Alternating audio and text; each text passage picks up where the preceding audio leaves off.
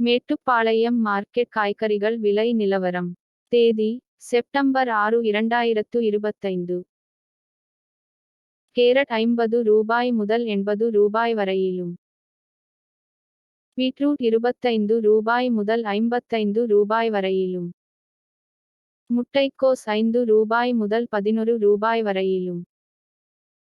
Beans ரூபாய் 30 முதல் ரூபாய் 50 வரையிலும்.